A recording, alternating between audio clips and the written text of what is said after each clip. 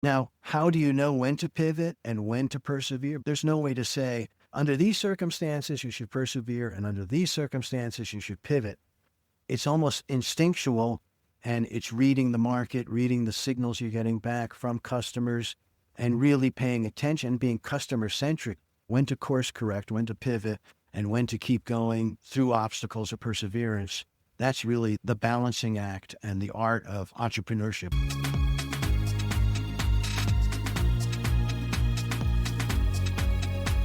It's time to reinvent.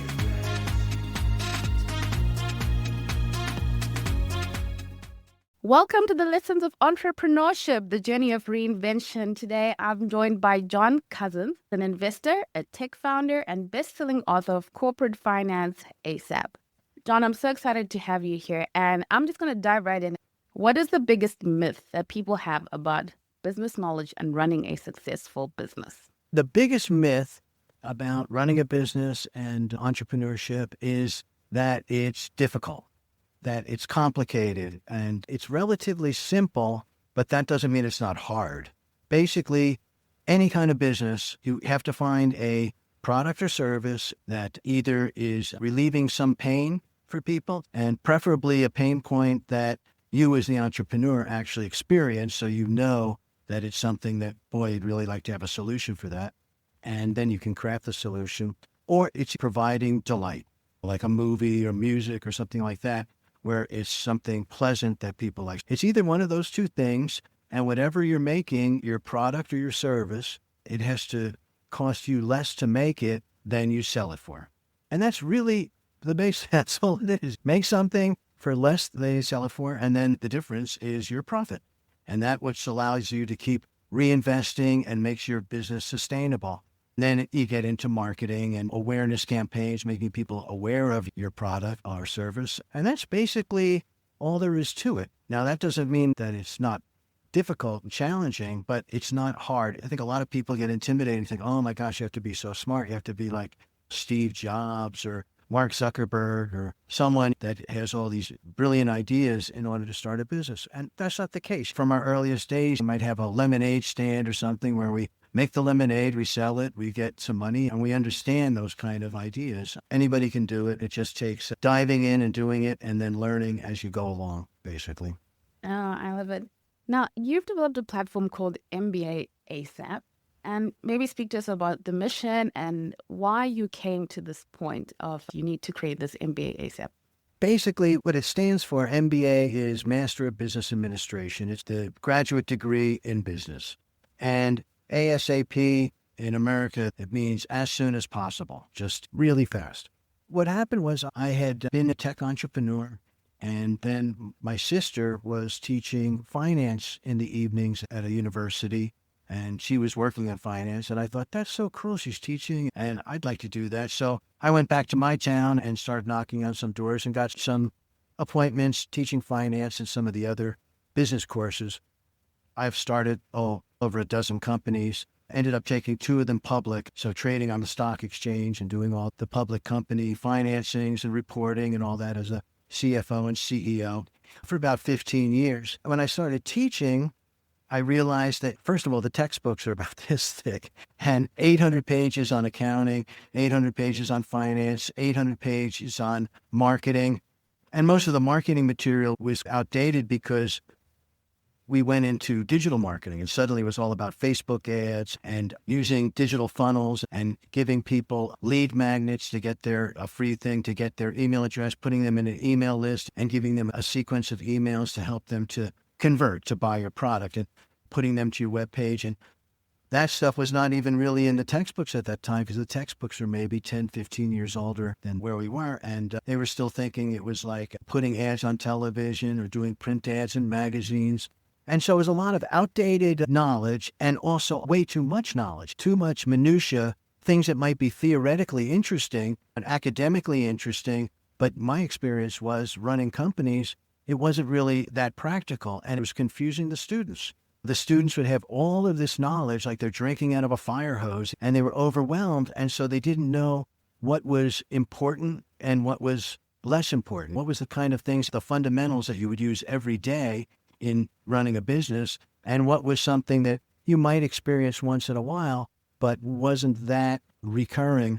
And so it's better to focus on the things that you really needed to use every day. I broke it down to the fundamentals, and suddenly I could see these light bulbs go off. They were, oh my gosh, I've taken 6 courses and I never understood how to read a balance sheet, even though they'd taken a bunch of accounting and finance courses. I realized there was a gap in the education. As I was teaching, I made some slide decks, PowerPoints, and from those I would reduce those to some little books and just little Word documents. And from there, I started to upload those books to Kindle Direct Publishing, KDP, which is Amazon.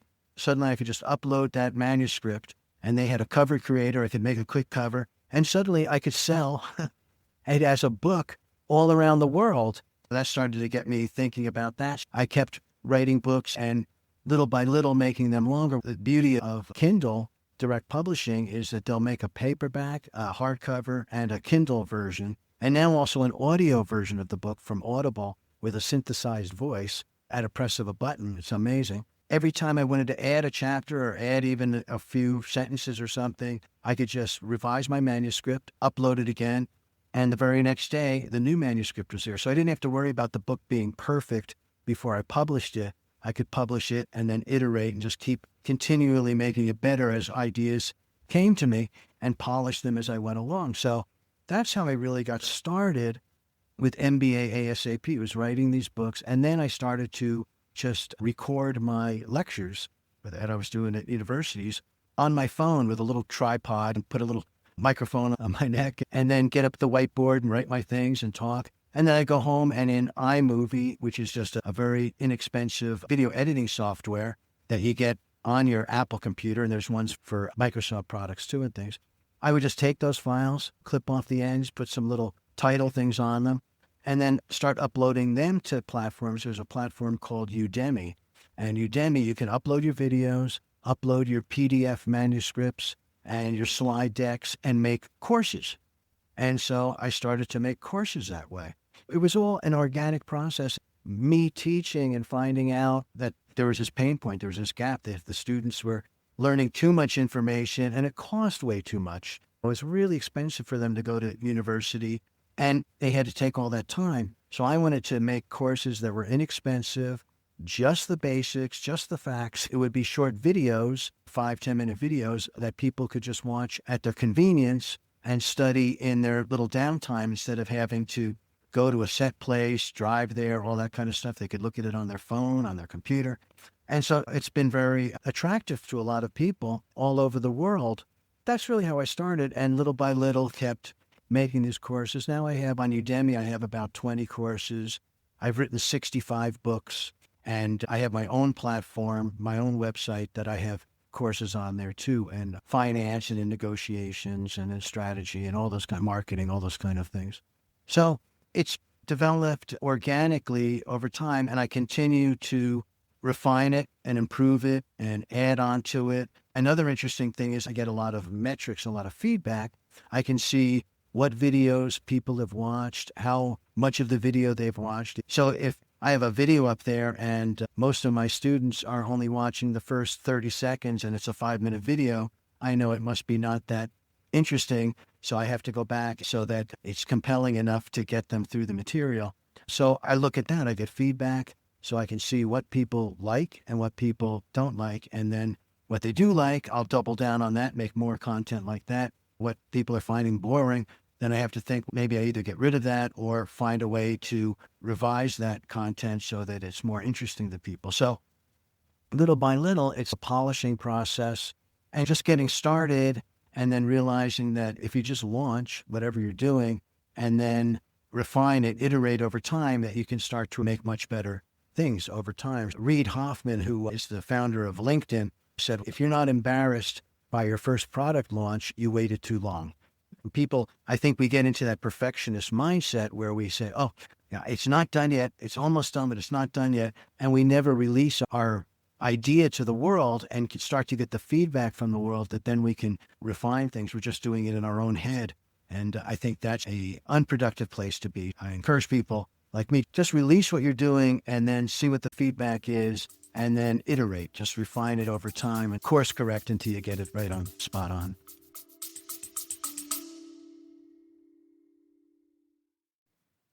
Hey, small business family, quick pause here.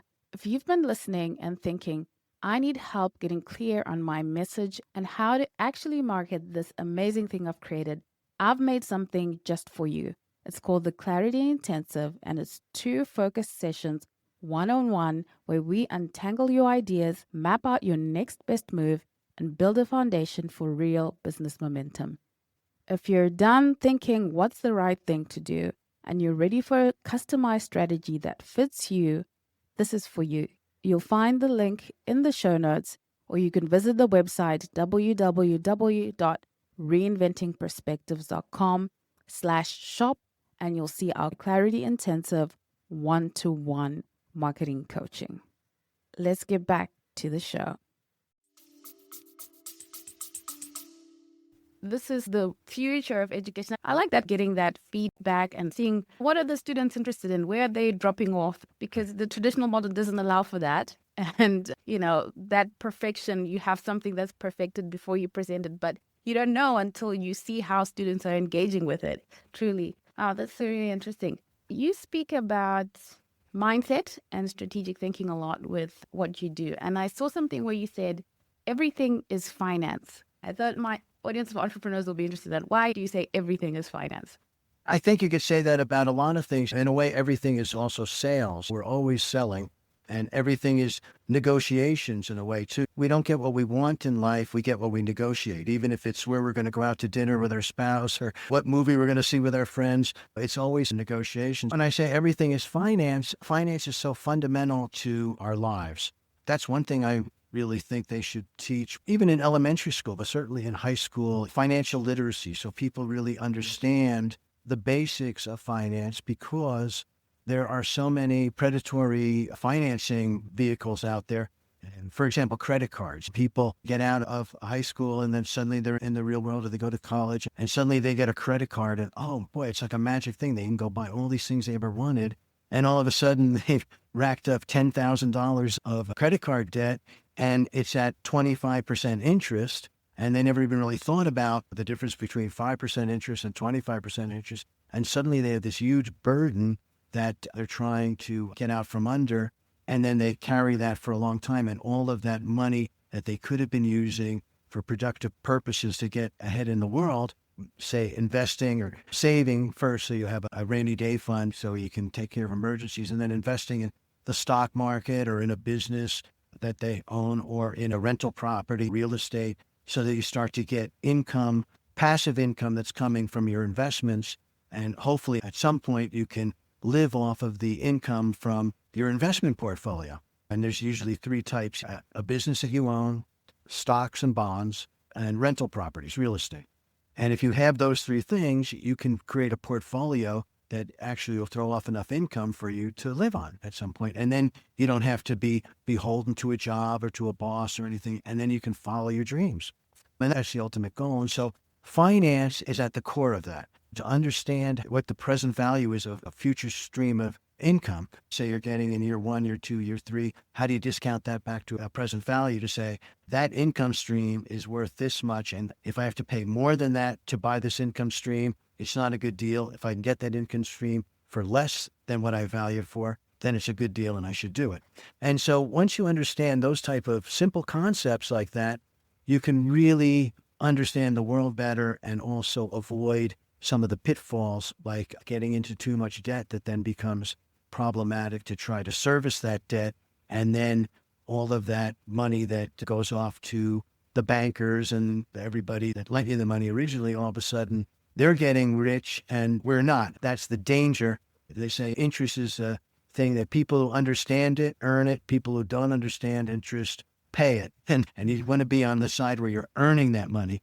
That's why I basically say that finance is really fundamental. Everything is finance. If you look to buy a car, you have to figure out, should I get a car loan? People say, don't put debt on a depreciating asset. And a car is a depreciating asset. It goes down in value, but the debt stays the same. Put debt on an appreciating asset, say like a house or something, where they tend to go up in value each year and the debt stays the same. And as the house price goes up, that difference there, that is the equity that you've actually earned in the house that you own, because the debt stays consistent. So if it's a depreciating asset, then the assets can be worth less than the loan amount, and then you're underwater on that. If it's an appreciating asset, the debt stays steady, and that difference is the equity that then accrues to us. Those kind of concepts are so fundamental to living in a capitalist society and world. It's super important to have a real understanding of the fundamentals of finance so that we can seize opportunities and also so we can avoid pitfalls. A lot of times what is being pushed in the online space, it's a lot of marketing, the things that are exciting for entrepreneurs and business owners. And there's less talk about finances, because how do you know a deal is a good deal? And how do you know investment is a good investment? Because you've been in the marketplace, you've taken 2 companies public, and now you're teaching people who are starting businesses. I'm thinking that's why they are in these MBA programs or who are in corporate. What do you think are the key skills that you would say to an entrepreneur who's thinking, like you said, I don't want the whole hose coming at me. I need to know what I need to do. What do I need to focus on initially? There's a lot of talk about when you start a business, pitch it to investors, you get investors, and you need that kind of money to start your business. And I would caution, I've grown very wary of investors. I did a bunch of deals with people investing in my company. But then it's like hiring a boss. Suddenly you have somebody that's just there that wants to get a return on what they gave you as money, and that really limits your options as to how to conduct your business. So I would say for anyone really to start small and build up, and not say, I need to raise $1 million before I could start my idea. What can you do with very little capital, where you are right now, and get your business idea out there? And there's so many ways. You can make a minimal viable product, something that's just pared down, that is just the basic idea. And it might not even be the actual product. It could be you propose it on a website, and you create a website for $100 or something, and it says, here's the product. You can make that website look really well, good for that amount of money with all these different tools they have now for building websites or landing pages, and say, here's my proposal. This is the product. It's really great. It'll do this, that, and the other thing. If you're interested, click right here, and put you on the waiting list for when it's done. And start to see if anybody starts to click on that and start talking about it on social media and things. You can do all of those kind of things for free. You don't need any money. And then if people are really interested, you can even get to the point where, okay, you can pre-order something like that and finance it through customers. Say if you get 100 pre-orders for something, first of all, you've tested it. You know that people are really liking it, so they're willing to open up their purse to give you money for that idea. And it's like a pre-order, and this will be available in 6 weeks or whatever. And you take that money that you've gotten for the pre-orders and then go build the thing and then send it out. And you've actually financed it without giving up any equity in the company, any ownership from customers. That's one way you could do it. Or you could find a supplier, if there's a main supplier of components for whatever you're going to do, and maybe they're willing to front you those components, the supplies, and you can have 90 days to repay or something like that. Then you've gotten your financing from your vendors. And there's ways to do some customer financing, some vendor financing, get your money together, and then make your product. And you never have to take on any investors that say, I'll give you 50% of the company for X amount of money. And then they own half the company, and all they did was give you money and no expertise or anything. Those are the kind of things that I would say that people really have to understand from a finance standpoint.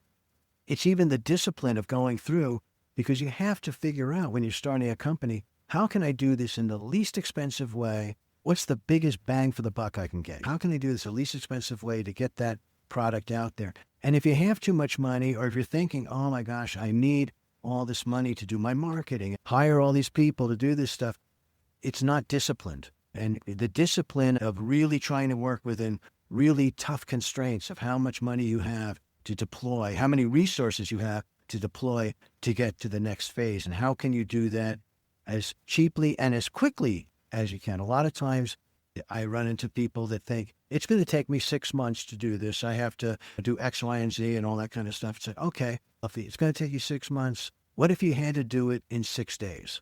What would you do? What would you eliminate to just rush for the finish line?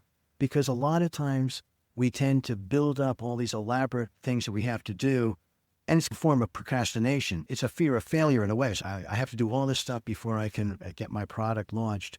Or, like I was saying, go for customer financing because then you know that you have something. It's all about product market fit. It's all about getting customers, the market that really likes your product. And until you have that, you really don't have anything. And trying to get customers that are actually interested and are going to buy your thing is so important before you spend any money on marketing or polishing the product. And sometimes people get sidetracked by thinking about their brand and their logo and the colors. And that's like really secondary. Get it out there. And then little by little, you can build the brand. But to worry about all these sort of minutia or tangential things is another form of procrastination, where you really have to just find out what your product is, what's the core features that people like and they're willing to pay for, and double down on those and move forward.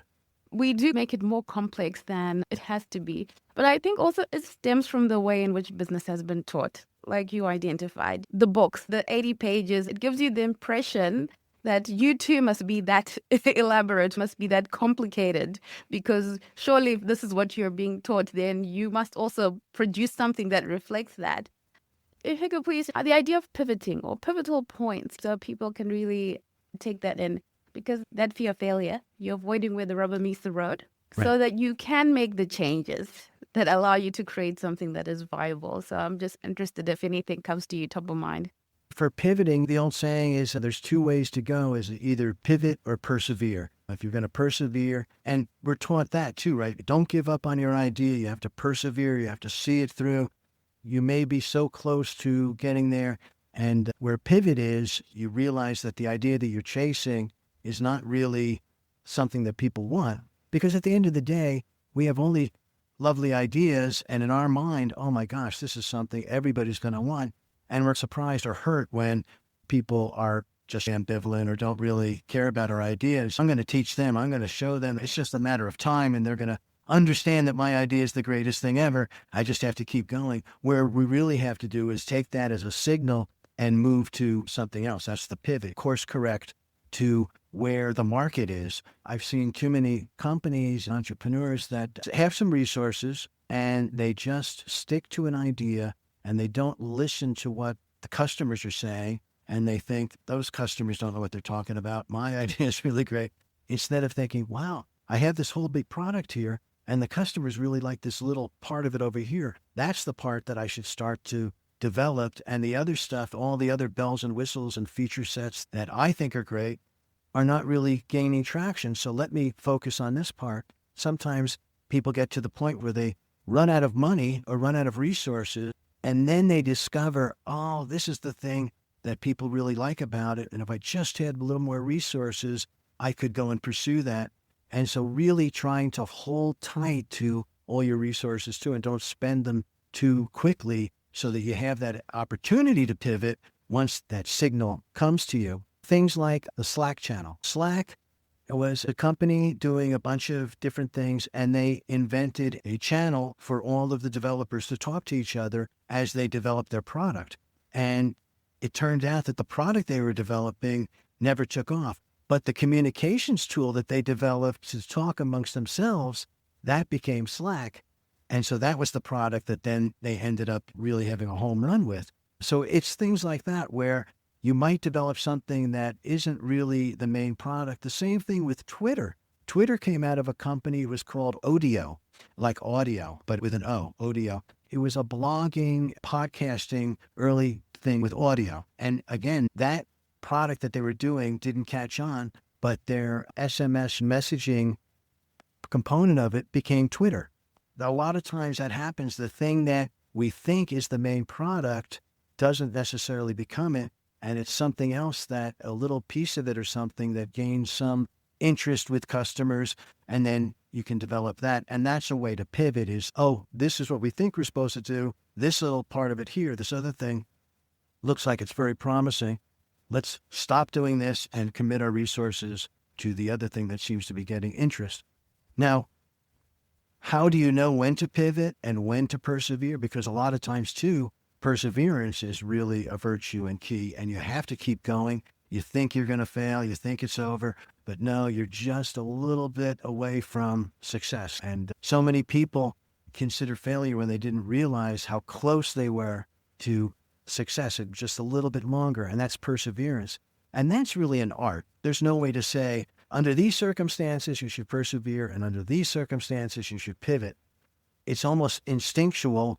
And it's reading the market, reading the signals you're getting back from customers, and really paying attention, being customer-centric, basically, and paying attention to what a customer has to say. Now, that being said, sometimes the customers don't know what they want. Henry Ford said if he had asked customers what they wanted, they would have said a faster horse. They didn't know about a car. A car was a brand new thing. So if you're developing a completely new category, then you can't rely on customer feedback because customers won't even know that the thing you're developing exists. And now we're living in such an incredibly accelerated time that it's hard sometimes for people to even know what they want. It takes a while. I know how many things that it's taken me several years to adopt after it's become very popular because there's just so many things. And do I really want to get into the learning curve of that? And finally, oh yes, the benefits are such that I'm going to learn how to use that tool or whatever it is. So pivoting is really important to be thinking that way, but when to deploy that, when to course correct, when to pivot, and when to keep going through obstacles of perseverance, that's really the balancing act and the art of entrepreneurship, I would say, right there. Oh, thank you so much, John. If you could give us one tip or something you learned maybe along the way that you say, this is it. One tip of what to do, reading and podcasts and all kinds of different ways of gathering information. I found it so important to keep gathering information, and everything I read, everything that I hear, if it's something that I want it to stick with me, I just type it into I use Apple, but my Apple Notes, or cut and paste it into Apple Notes. And then I have a note of those kind of things, and I organize those up. Little snippets of wisdom, little snippets of what might be something to live by, or some kind of a saying that can motivate me when I'm feeling down, and really gathering those together. I would highly recommend that we all do that. First of all, I think that reading is something that has atrophied or diminished in many people's cases. I know myself even.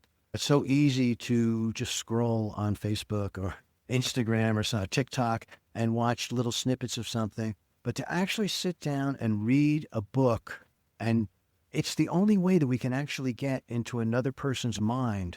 And we can even get into the mind of very wise people from 2,000 years ago and the best of the smartest folks today. Reading is a real superpower.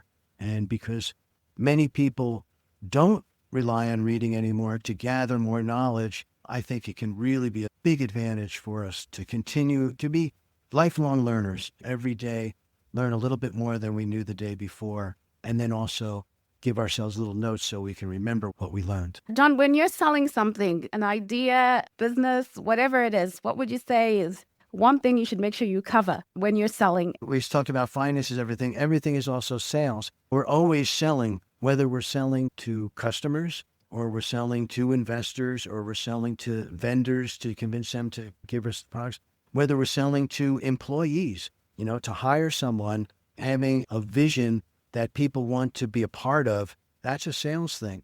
Selling is an empathic type of event. You have to really put yourself in the other person's shoes and try to find out what they really want and then deliver that in what you're proposing, what your value proposition is, crafting that to what the other person's value set is and what they need. A lot of entrepreneurs get product-centric. They love their product. They tend to shy away from customers and selling because selling's kind of like creepy, and they'll feel like a used car salesman or something, or giving the harsh sell. Come on, buy my thing. It's the greatest, this or that. But if you have something that can really help someone in some way, then it doesn't feel like you're actually embarrassed about selling. Here's something that can really help you, and it'll be an inflection point in your life. Whatever that is, in a little bit, it might be making something a little more frictionless in their life, or giving them some sort of a delight. It could be a very small thing, and those things can end up being very big to people. Sales is just creating awareness campaigns, making people aware of what your value proposition is. Here's the value that I'm providing to you. and to be sincere about that you're really providing value and providing more than you're asking for in the price. That's real value. Price is what you pay, but value is what you get, as Warren Buffett said. And so thinking in those kind of terms makes selling not only more comfortable, but actually it's your duty then, if you have something that can help people, to let as many people know as possible. Yes. Think of selling in those kind of terms, I think. Makes it easier. John, I'm interested to know, what do you see that's exciting about the future in the marketplace?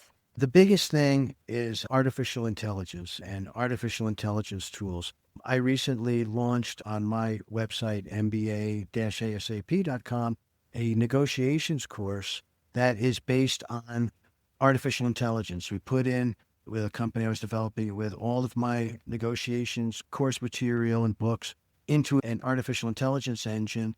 This delivers that material in a one-on-one setting with students and figures out what they know about negotiations, what they don't, teaches them that, and then role plays with them in negotiation scenarios to really develop their negotiation skills.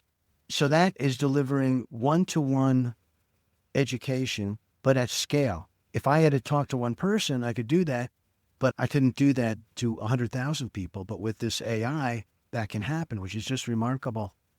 I've also been developing lately a game based on MBA ASAP, like a simple finance game. Invest in these assets, watch the money accrue. You win at a certain point, you go to these different levels.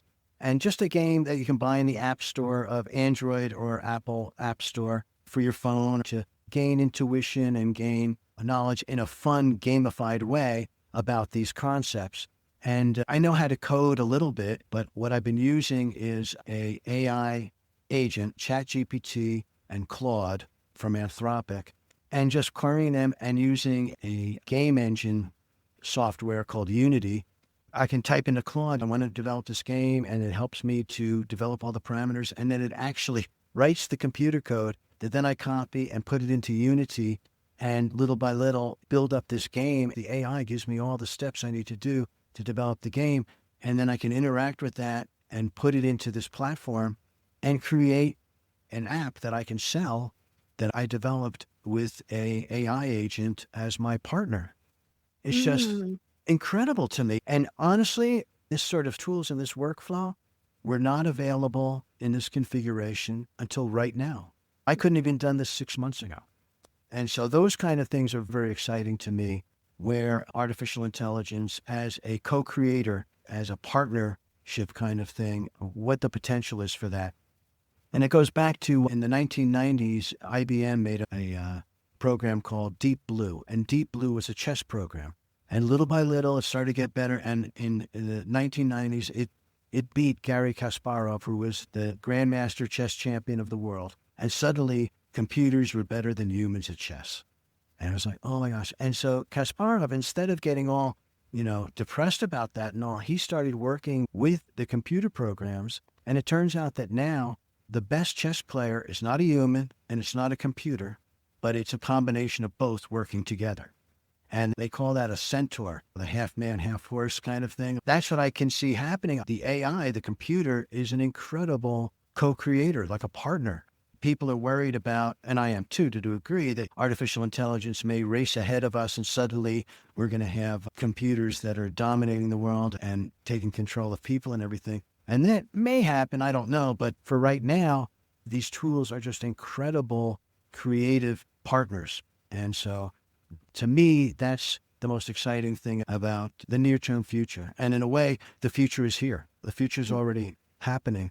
And I'm just blown away by it and trying to use these things in as many fun, creative, and productive ways as I can. That's exciting. We're living in exciting times. To the audience, if you'd like to learn more about John, you can go to his website, mba/asap.com. I think we covered some interesting things that people don't talk about much. Everything is finance, and really looking to know, how do you know that something is a good deal? That's an important skill, and I think John has made it quite convenient and affordable for people. So if you'd like to know more about that, check out his website. John, is there somewhere where you're active online? I'm on all the social media, on LinkedIn. On my website, you can sign up for my email list, and I answer everybody's email if they have questions and things like that. And I have a community, MBA ASAP community, But I'm on Facebook and primarily LinkedIn because it's a business platform. But I'm on X, Twitter, TikTok, and Instagram, everything. So I'm Yeah. active online. Thank you so much. That's John Cousins. Thank you, Priscilla. Really a pleasure. Thank you. Enjoyed it.